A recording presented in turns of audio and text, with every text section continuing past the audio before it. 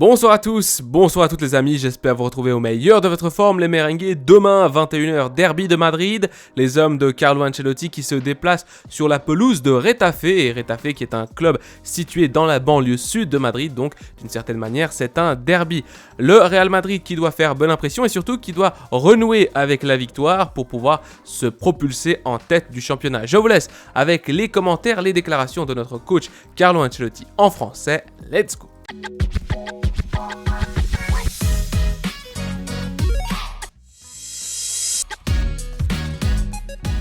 Question numéro 1. À quel point le match de demain sera-t-il difficile face à Retafe au Coliseum, un stade dans lequel l'équipe de Bordalas n'a pas encore perdu cette saison? Carlo répond, un match crucial je pense, très difficile, qui sera très exigeant. L'équipe se porte bien. J'espère que nous pourrons faire un bon match en tenant compte de toutes les difficultés.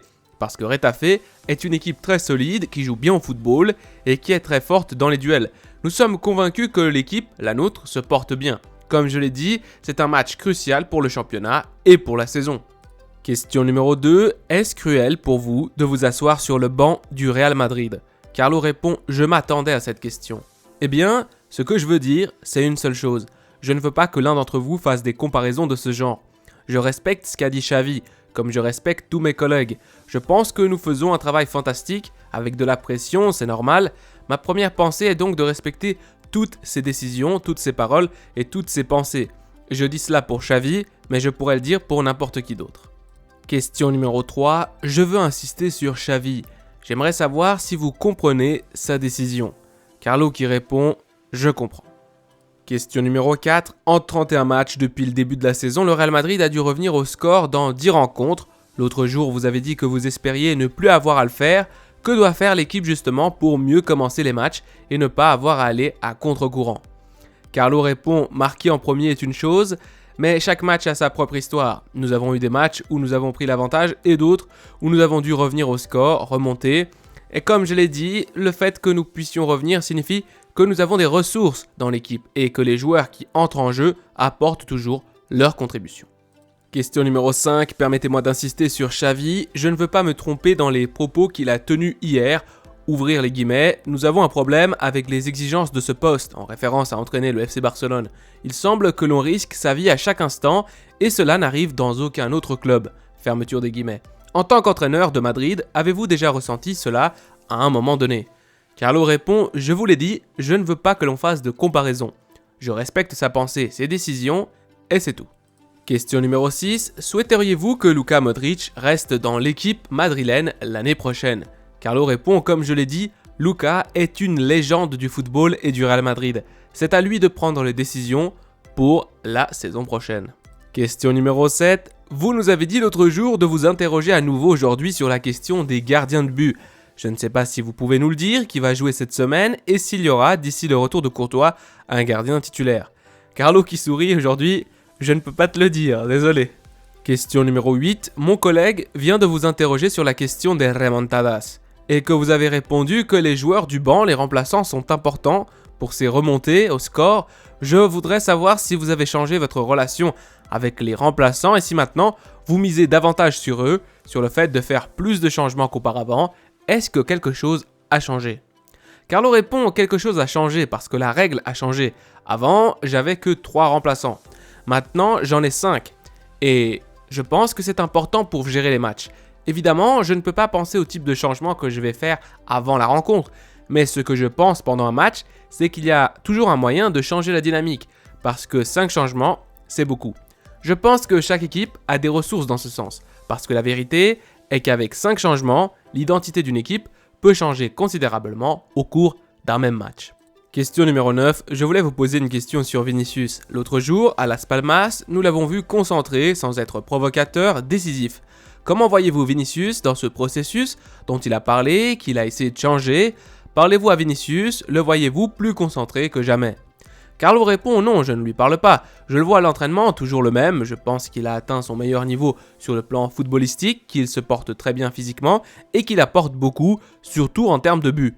Il est toujours très dangereux offensivement, même s'il essaye parfois, alors qu'il n'a pas essayé, dans le sens de forcer une action. Mais c'est ce qui fait sa force, essayer encore et encore et encore et user l'adversaire. Question numéro 10 déjà, hier, Pep Guardiola a déclaré qu'il n'avait jamais ressenti autant de pression dans sa vie que lorsqu'il entraînait le FC Barcelone, pas même en Angleterre. Vous avez connu les 5 grands championnats, pouvez-vous me dire où vous avez ressenti le plus de pression ? Carlo répond, écoutez, ce que je peux vous dire à titre personnel, c'est que c'est au début de ma carrière, en 2e division italienne, que j'ai ressenti le plus de pression. Il m'était très difficile de gérer un stress, à tel point que j'ai dit à mon assistant, en 1996, en 1996 je crois, écoutez, je ne vais pas tenir jusqu'en 2000. Et aujourd'hui, nous sommes en 2024, après 29 ans, je pense que l'on s'habitue peu à peu à la pression que l'on subit et que l'on commence à penser que la pression est finalement le carburant qui permet de mieux faire son travail. Question numéro 11. L'autre jour, à Gran Canaria, vous nous avez révélé dans le cas de Modric que si vous n'êtes pas sûr qu'il va jouer, vous ne le faites pas partir à l'échauffement. En avez-vous discuté avec le joueur ou est-ce quelque chose que vous gérez vous-même et que vous nous avez dit l'autre jour publiquement ? Carlo répond, j'ai dit ce que je pensais. Parce que vous m'avez demandé pourquoi il ne s'était pas échauffé depuis 2 rencontres. Parce que comme j'ai dit, je peux prendre en compte le fait qu'un jeune joueur comme Arda Güler s'échauffe et finalement ne joue pas. Il ne se passe rien. Je ne peux pas faire ça avec Luka Modric qui a 39 ans, qui a gagné 5 Ligues des Champions, qui est une légende de ce club. Quand je suis sûr et certain qu'il va entrer en jeu, il s'échauffe, sinon il ne le fait pas et le joueur le sait. Question numéro 12. Vous venez de mentionner Arda Güler. Je voudrais vous demander comment vous gérez ces minutes, comment le joueur se porte-t-il. Sur la base de votre expérience, quels conseils pouvez-vous lui donner pour qu'il continue à progresser maintenant qu'il est en bonne santé ?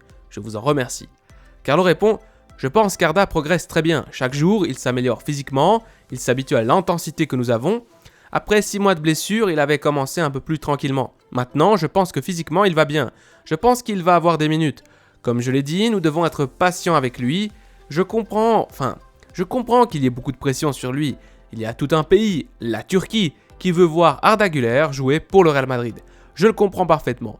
Mais je dis patience parce que le garçon a seulement 18 ans et qu'il aura tout son temps pour jouer pour le Real Madrid. Question numéro 13 et avant-dernière question de cette conférence de presse, je voulais vous poser une question sur Retafe. Au Coliseum, ils n'ont pas perdu. Ils n'ont perdu que contre le Rayo à domicile, mais c'était au Metropolitano, dans un stade emprunté. Ils n'ont encaissé que 4 buts sur leur pelouse. Qu'est-ce qui les rend si spéciaux et pourquoi est-il si difficile de jouer contre eux ? Carlo répond, parce qu'ils sont bien organisés. C'est une équipe qui joue bien, qui a des joueurs de qualité. Parce que Borja Mayoral a marqué 14 buts. Parce que c'est une équipe très directe, qui se bat beaucoup dans les duels, qui est très énergique, très agressive, très bien organisée en défense. C'est une équipe que j'aime beaucoup et je dois féliciter mon ami Bordalas qui a fait un travail fantastique. Question numéro 14 et dernière question de cette conférence de presse. Vous venez de dire que vous deviez féliciter votre ami Bordalas. Chaque fois que vous jouez l'un contre l'autre, il ne manque jamais de vous faire des éloges. Quelle est votre relation ? C'est également le cas de Simeone qui vous félicite chaque fois qu'il le peut. Quelle est votre relation et qu'est-ce qui fait que tout le monde vous apprécie ? Carlo répond, José est venu ici quand il n'entraînait pas, quand il n'avait pas de travail. Nous avons passé du temps ensemble, nous avons parlé de football, nous avons un peu la même idée du football et rien d'autre. C'est un ami, j'ai beaucoup d'amis entraîneurs et j'ai beaucoup d'affection pour lui.